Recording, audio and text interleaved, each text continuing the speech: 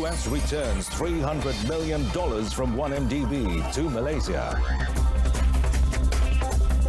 Health Ministry detects new cluster of COVID-19 in Sendayan.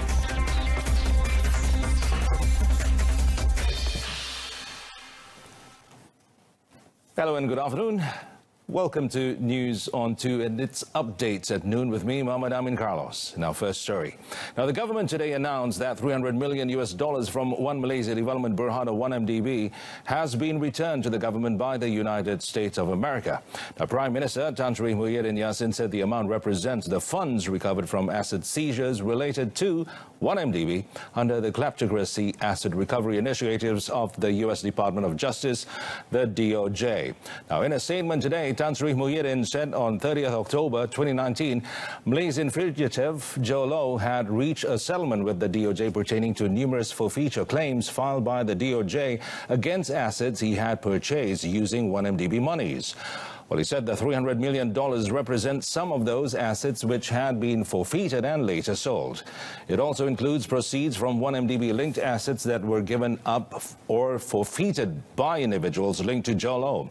Now, Tan Sri Muhyiddin said with the most recent tranche of $300 million, a total of $620 million of 1MDB monies in the form of sales proceeds or assets have been returned to Malaysia.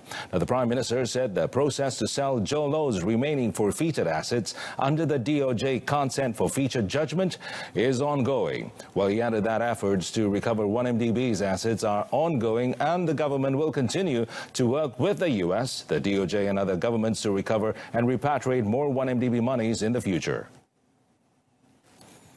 Well, it is imperative for ASEAN to work closely with its +3 partners to ensure that Asia-Pacific recovers from the economic impact of COVID-19 together. Now, in a special ASEAN +3 summit on COVID-19 conducted via a video conference, Prime Minister Tan Sri Muhyiddin Yassin said Malaysia has proposed that ASEAN formulate an economic recovery plan post-COVID-19 that focuses not only on the financial aspects but also on social safety nets, food security and education. The Prime Minister said a coordinated and integrated recovery plan would be fundamental to ASEAN's future and resilience post-COVID-19, adding that this is crucial to maintain market stability and prevent the potential risk of an economic recession. He said Malaysia views this as the perfect avenue for the +3 partners to assist ASEAN as a regional bloc to ensure the economies are revived and the welfare of the collective 600 million citizens are preserved. For now, Malaysia is of the view that we must remain committed to keep our markets open, maintain normal flows of trade, services and investment to strengthen our regional economic resilience without unnecessary barriers to trade or disruption to global supply chains. Furthermore, we must stabilize the manufacturing and supply of essential goods and services required for this crisis, including vital medical supplies and critical agricultural products, all while sustaining and diversifying supply chain connectivity within the region and beyond. For Malaysia, Tan Sri Muhyiddin said the country is aware of the adverse impact of COVID-19 on its economy and most importantly on the lives of its people. Recently, Malaysia announced 3 stimulus packages, including additional measures to boost struggling micro, small, medium enterprises or MSMEs worth 260 billion ringgit, which is 18.1% of the country's gross domestic product, GDP. Well, meanwhile, Malaysia will share its findings with experts and scientists from ASEAN and the 3+ partners, China, Japan and South Korea, to jointly pursue efforts in search of a vaccine for COVID-19. Now, Tan Sri Muhyiddin said Malaysia was amongst the first countries to work with the World Health Organization, or WHO, for the Solidarity Trial research project in finding a potential cure for the pandemic. Malaysia is amongst the first countries to work with the World Health Organization, WHO, for the Solidarity Trial research project in finding a potential cure for COVID-19. And this involvement in a globally coordinated trial allows us to collect data, compare safety and effectiveness of treatment protocols using different drug combinations. The Premier also shared Malaysia's experiences and knowledge in facing the COVID-19 pandemic. Tan Sri Muhyiddin said Malaysia has been aggressively increasing its capacities to conduct more tests per million per capita, rigorous contact tracing and treatment to all patients regardless of their level of symptoms and illnesses. The Ministry of Health, MOH, has detected a new cluster of COVID-19 cases in Sendayan, Negeri Sembilan, involving a Tahfiz centre. The Health Director General, Dr. Nur Hisham Abdullah, said to date, 39 positive cases have been detected from the cluster. Kluster yang di Sendayan contohnya, kita ada 39 kes yang positif dan yang melibatkan 13 pelajar tahfiz dan satu keluarga 11 orang dan juga lembaga pengarah 15 orang.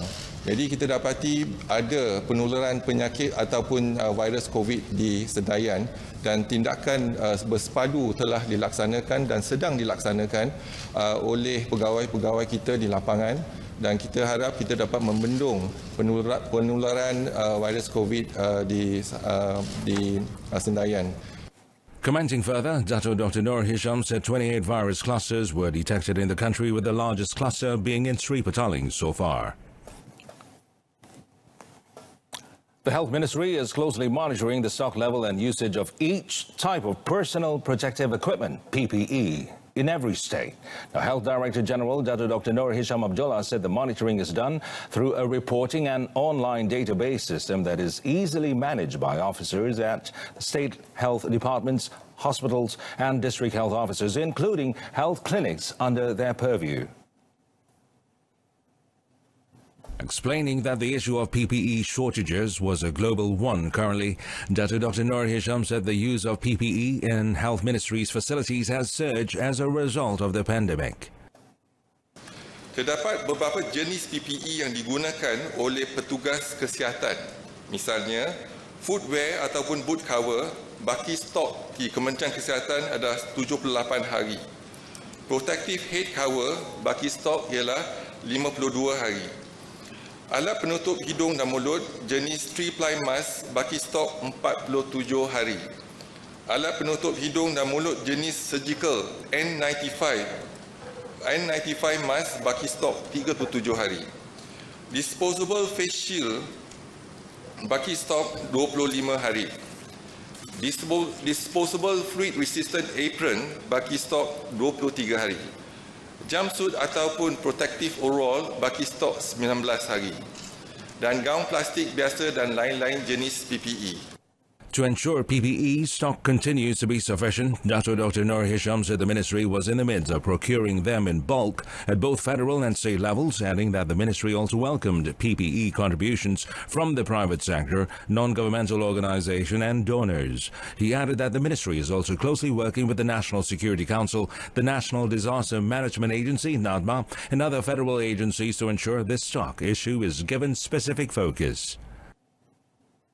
While deleting fake news posts about COVID-19 on social media and then apologizing will not get you off the hook. Now, that is Senior Minister Dato Sri Ismail Sabri Yaakob's stern warning to the public, because there are still irresponsible individuals who are spreading fake news while frontliners are doing their best to combat the COVID-19 pandemic. Saya ingin memberikan ingatan. Ya. Saya tak nak sebut amaran, tetapi saya ingin memberikan ingatan. Selepas posting dikeluarkan, walaupun memadamkannya, pihak polis masih boleh terus melakukan siasatan dan mengambil tindakan undang-undang untuk menghadapkan mereka ke mahkamah dan sebagainya. Kita dengar baru-baru ini ada seorang individu yang mengeluarkan berita palsu, terlepas itu memadamkan, meminta maaf dan memadamkan. Tetapi saya dipahamkan pihak polis juga memanggil individu tersebut untuk disoal siasat. The minister said police would continue to take action irregardless of whether fake news is uploaded onto social media, media portals and such. Dr. Sri Ismail Sabri said the police and the Malaysian Communication and Multimedia Commission, MCMC, had opened as many as 217 investigation papers in connection with the dissemination of fake news on COVID-19. This included 162 investigations which were still underway, while 23 individuals had been charged in court with 4 pleading guilty. Well, police arrested 11 people, including a 15-year-old, for allegedly having a wild party at a homestay in Masai, Johor, during the movement control order, the MCO period, yesterday. Now, Johor Police Chief Dato' Ayub Khan Maidin Bijay said the suspects, comprising 8 males and 3 females aged between 15 and 23, were arrested by a team from the Johor Narcotics Criminal Investigation Department at 12:45 a.m. Now, police also seized 2.08 grams of ketamine and 4 ecstasy pills in the raid. Dato' Ayub Khan said 3 of the suspects, including a woman, had criminal records for drug-related offences. He added preliminary investigations showed that all the suspects were not occupants of the premises but also failed to give a reasonable excuse for gathering there. Now, the urine tests of 7 of the men and the 3 women were positive for ketamine and methamphetamine.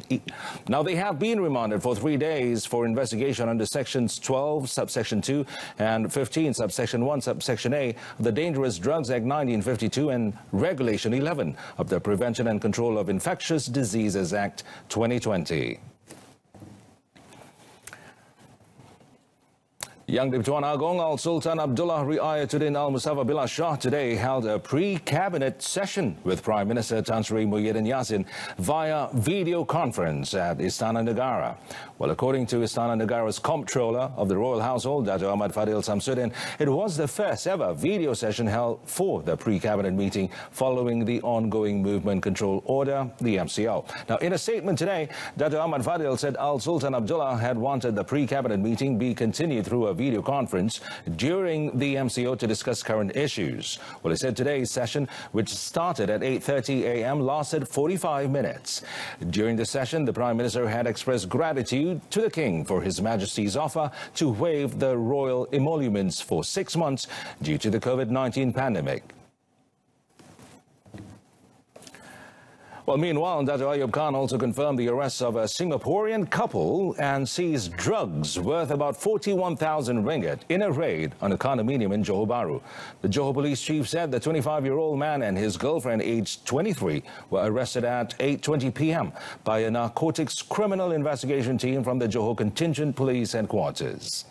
Now, in a statement, Dato' Ayub Khan said further investigation revealed that the 2 suspects were in possession of drugs believed to be ecstasy pills and shabu.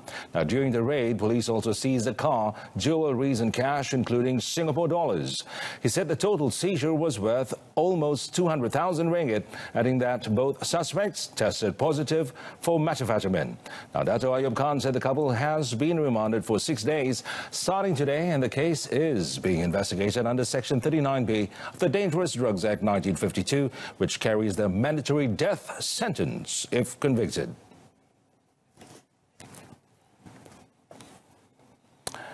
Dutch hospital bids set up in Hull, planned for Eurovision contest. Details right after this.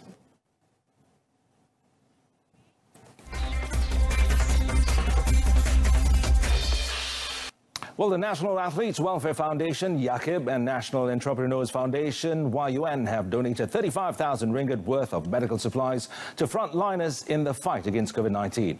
Now, among the items donated to the Selayang Hospital and Malaysian Red Crescent Society were body temperature scanners and personal protective equipment such as gloves and masks. YAKIB Chairman Dr. Nurul Arifin Abdul Majid said Selayang Hospital has helped provide medical care to many former national athletes in the past. The contribution was made possible with the support of the Malaysian Classic Motoring Association, Clover Rush, the National Hydrocephalus Foundation, as well as Fleury Flowers. Sumbangan ini takkan berhenti di sini. Kita akan membantu memberi sumbangan, itu pun daripada kerjasama dengan pihak awam dan juga GLC dan juga yayasan dan juga persatuan membantu kami. Kita nak sebutkan Yayasan Usahawan Negara, Malaysian Classic Motoring Association dan juga dengan kerjasama Hospital Selayang. On another note, Dato' Nurul Arifin disclosed that YAKIB will continue to disburse cash payouts to former national athletes in need of assistance due to the COVID-19 pandemic. Another 50 former national athletes will receive 500 ringgit each this week from the 100,000 ringgit allocation provided by the Sports Ministry following the COVID-19 pandemic. He added for the first phase, they have credited 500 ringgit into the accounts of 75 YAKIB members who are national athletes who had been identified as in need, while another 50 will receive it this week. Dato' Nurul Arifin thanked the Sports Ministry for understanding the difficulties faced by former national athletes in these COVID-hit days. And we conclude today's updates at noon. Now, top story. The United States returns $300 million recovered from 1MDB asset seizures to Malaysia. Our dear friends, don't forget to wash your hands regularly, practice social distancing, and most of all, let's adhere to the movement control order and just stay at home. News on 2 comes on again at 7 this evening. I'm Amin Carlos. Thanks for watching.